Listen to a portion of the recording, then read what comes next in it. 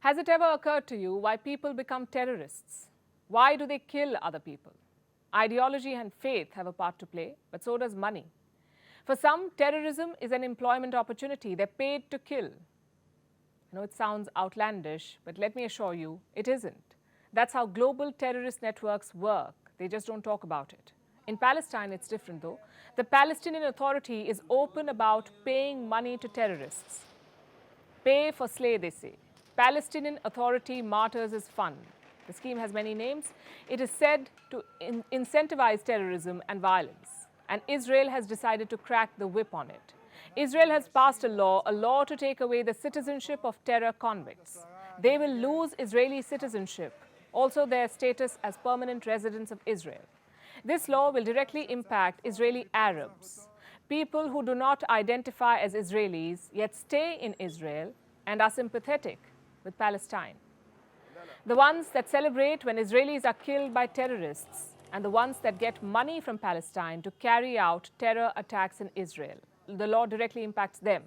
Now, if they carry out attacks against Israel and then receive money from the Palestinian Authority for those attacks, they will lose their right to live in Israel. They'll be deported to Palestine. The law also impacts Palestinians living in East Jerusalem. A lot of them do not have Israeli citizenship. They have refused it for years. Instead, they have the status of being permanent residents of Israel.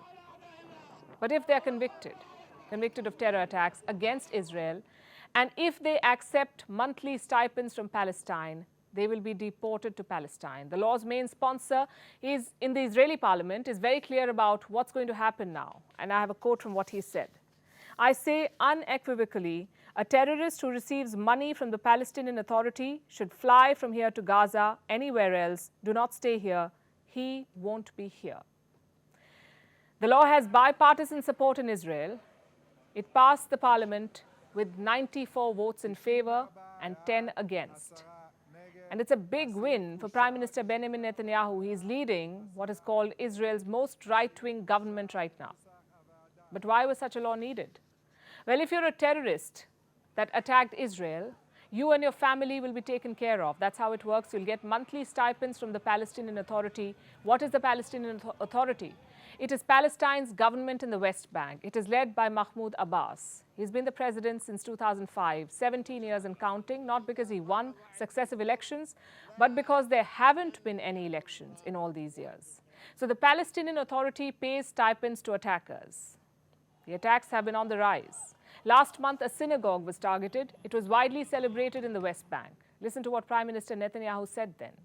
The appropriate answer to terror is to strike it hard and to further deepen our roots in our country. Accordingly, the cabinet is meeting today to prepare for an even broader action against those carrying out terrorism and their supporters in East Jerusalem and Judea and Samaria, while preventing as much as possible harming those uninvolved.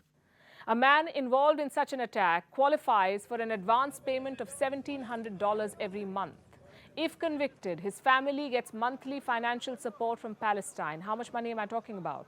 More than what a Palestinian teacher earns every month, for instance. Palestinian law requires for 7% of the government's budget to be allocated towards making such payments. Sample this. In 2016, some $303 million was spent on these payments. The money was distributed among 35,000 families.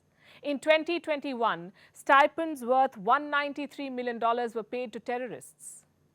This is the pay for slay scheme. Palestine spends more money incentivizing terrorists than it does on healthcare. The monthly stipend to some terrorists is said to be 4 times higher than the average Palestinian income. They call it a freedom struggle, an intifada. Israel calls it terrorism. It wants to end it. But the new law is also controversial, and Israel is facing a lot of heat. In January, they demolished 132 Palestinian structures. This was an increase of 135% from the same period last year. What is the purpose of these demolitions? To punish people that the Israeli government thinks are terrorists for their attacks on Israel. Experts say at least 1,100 more Palestinian residences are under threat of demolition. The new law is said to have the same rationale: to deter Palestinians from taking up arms against Israel. How does the Palestinian Authority explain these terror stipends? They call them an act of social welfare, and they withstood global pressure to end the practice. I'm talking about pressure from countries like the US, the Netherlands, Germany, Norway, Australia, and many more. So what will be the impact of the new law, the new Israeli law? Will it deter Palestinians in Israel from taking up arms?